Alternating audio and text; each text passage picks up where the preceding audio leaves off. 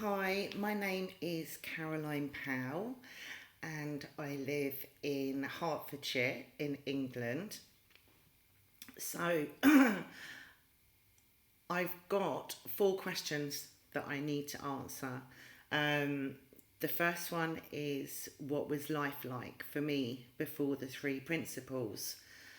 Um, and that's a really loaded question for me because life was so different.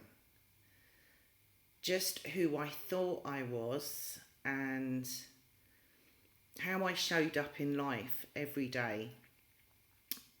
As most, I've had a journey growing up. My mum had mental ill health, and my dad addictions and gambling.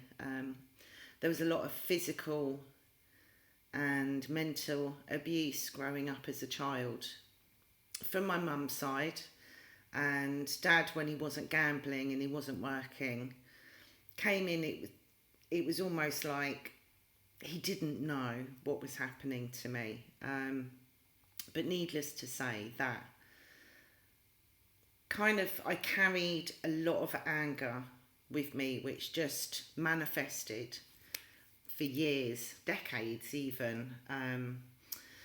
So before I came across this, put it this way, I was drinking a lot of alcohol. I didn't have an off button for alcohol, and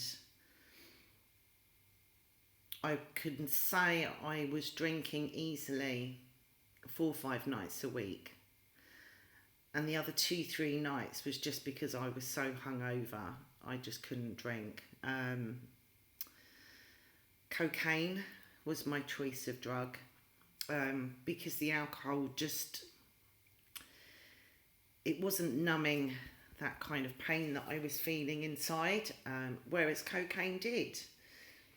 You know, I would take it and I'd feel confident, and just anything that was upsetting me just disappeared for that time. Relationships, I don't actually know how many people I've been with. I was under this illusion that I had to have a relationship to feel love. I'd bend over backwards trying to please people and be grateful for any little crumb that they offered to me, that they wanted to be with me, because I just didn't see or feel that I was worthy. You know, as far as I was concerned, I was damaged, I was broken, and just grateful if someone wanted to spend time with me. So it just really upsets me when I think about how I used to be and how I used to feel in life. There'd be days where I would feel darkness for days. I wouldn't get out of bed for maybe 3 days. Yeah, I had this illusion that money makes me happy. Was in a very successful career, was actually very good at it, but couldn't work out how much of this damn stuff I was meant to have for it to make me happy. And that's it. I think a lot of the main reason I just stayed in this life was because I had an amazing son. He was just perfect in every single way. And I was just doing the best I can just to get through this life and just to be the best mum that I could be. I was a single parent, and yeah, it was just one hell of an emotional roller coaster of life. So what was my insight? So I say there's two profound insights that I had. One was a 1 day free session that I went to, and it, now I look back, it was a bit bizarre because it was NLP, and then there was Sydney Banks videos playing, and the NLP. I was writing all these notes because oh my god, I'd done so many different courses and trainings and oh my god, anything that was available just to try and make me feel better, to keep my head above water. I was there, barging everyone out of the way. So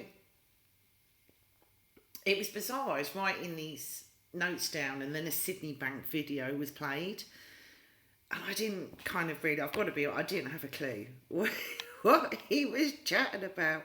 He was just this Scottish man, beautiful little Scottish man, sat on a chair, just talking, but very comfortable in himself. I just couldn't write any notes down, and it was on one of the breaks where one of the people there had said, "Have you read this book, The Enlightened Gardener?" And I said, "No." I said, like, I just don't understand what this guy is saying, but there's something there. He's like, "Look, I've just finished this book, read it." So I went home, and I remember I was lying on the sofa, and I literally read the whole of this book. Straight, the whole night, that was it. Read this book, and yeah, I don't know what it was. It just, something touched me really deep.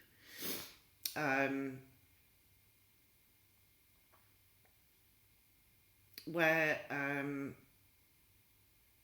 for the first time,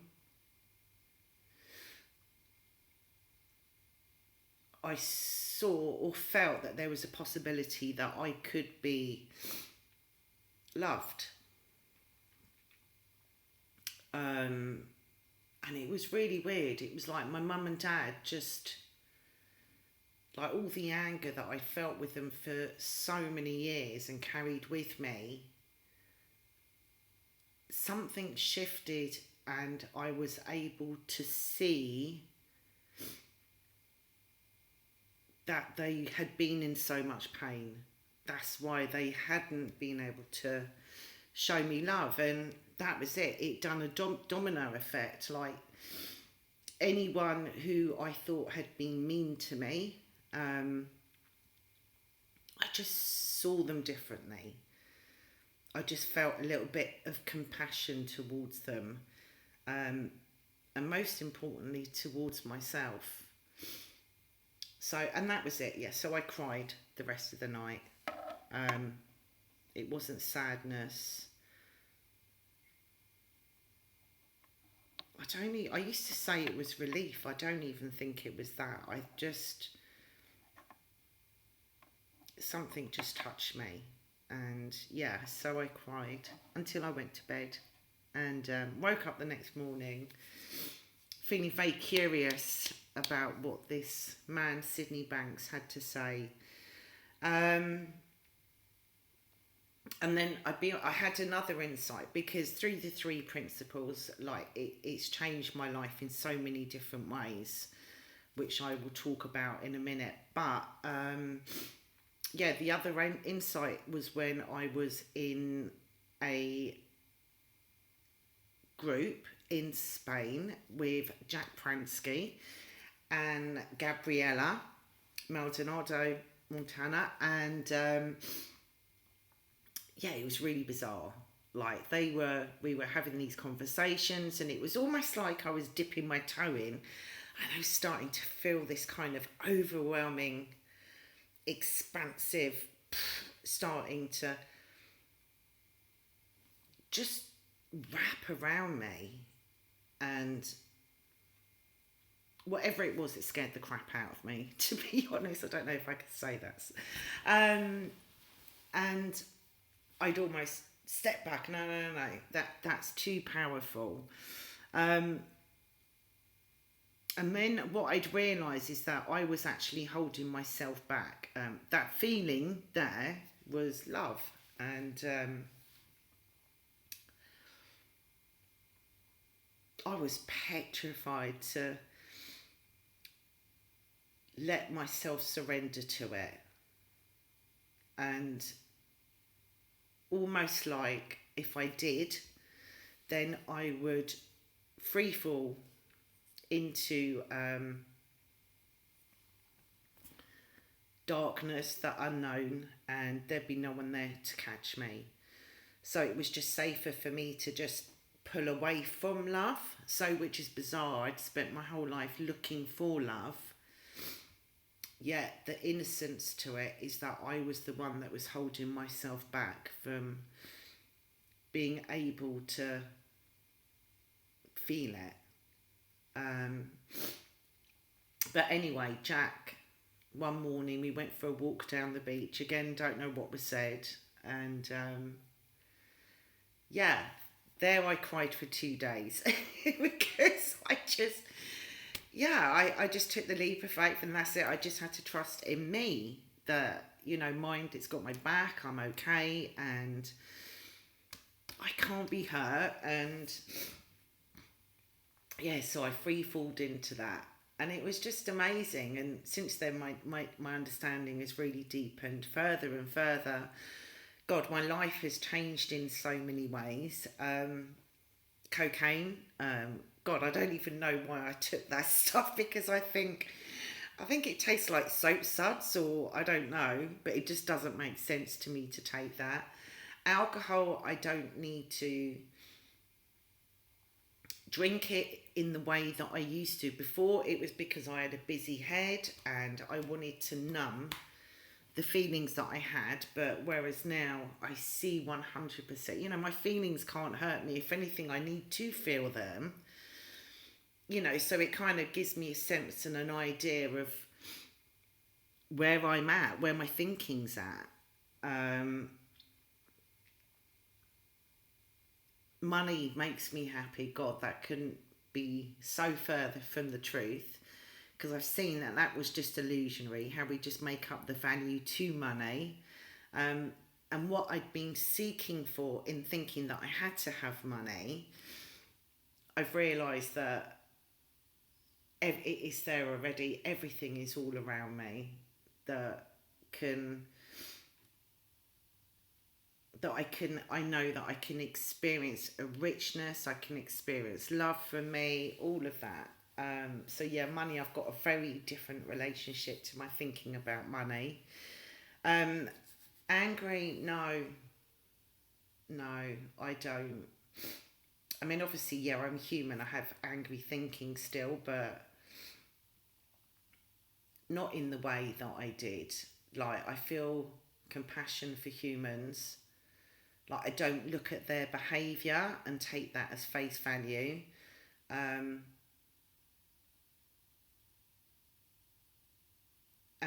being able to forgive other humans, or just like, to me, it makes sense to forgive the human, because it's completely separate from the behaviour.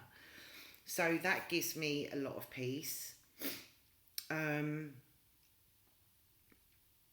Like, yes, I still have some crappy thinking, but nowhere near the darkness I used to experience before. Now, if I have some crappy thinking that kind of gives me the kind of feeling, I'm like, yay, Netflix, day to day. And I just wait until it passes. I don't have to do anything with it. And wow, the relationship with my son is just incredible. I did try and force feed him this when I came across this. He didn't want to know. But as I'm showing up in life differently, there definitely is a ripple effect with him. And yeah, our relationship's solid. It's connected. Like, if I look back, before, I was never actually present with my son. God, I was always running some other narrative in my head. The latest relationship problem, my to-do list. I mean, God, but I was never with him. Whereas now, that's it. When I'm with him, I'm with him. I'm just in that space. And in some way, without me kind of force feeding him, yeah, he's got an awareness of how thought and mind works. So we're very fluid together, which is beautiful, and I'm so grateful for that. Um, yeah, so that's a snapshot there, and that's a snapshot of that part. How can this help people in the community? How can this understanding change mental health? Well, yeah, well, that was my thought that I had in 2017,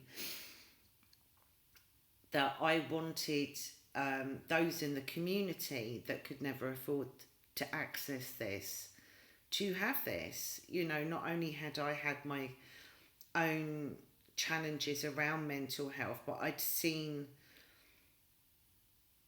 it as through my mum and through my dad. So being on the receiving end of that. So I've been very passionate about wanting to get this in the community, and set up an organisation, A Slice of Happiness, and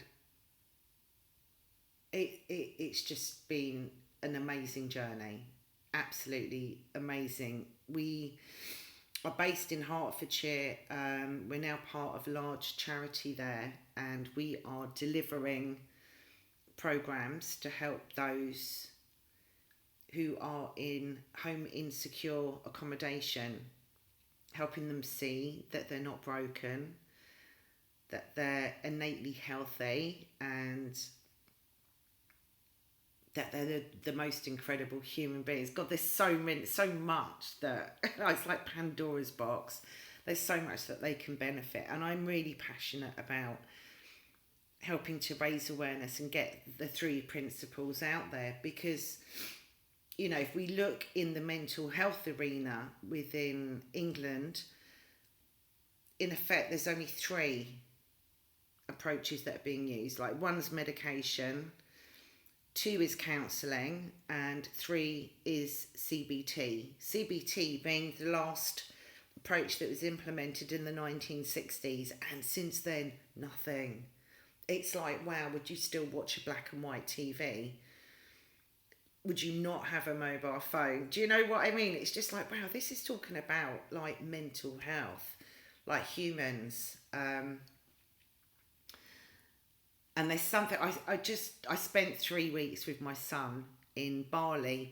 We went island hopping. He's travelling at the moment. And this was in January, and just having conversations with the locals, like we just kind of settled into a nice flow of conversation, which seemed to be along the same thread. And they'd say, so what do you do? And I said, I work with people in England and help them understand how thought and mind works. And they said, oh, so you work with the Western sickness. And that really struck me. And it is, if we don't know how something works, i.e. thought and mind, then the psychological innocence to that, I just see that, it is sickness, where it's amazing to be able to help people see that they are 100% mentally healthy. Anyway, that's my little contribution. And I just want to say thank you so much to Sydney Banks. I had the pleasure of being able to spend some time with his wife a couple of conferences ago before COVID. But yeah, I'm really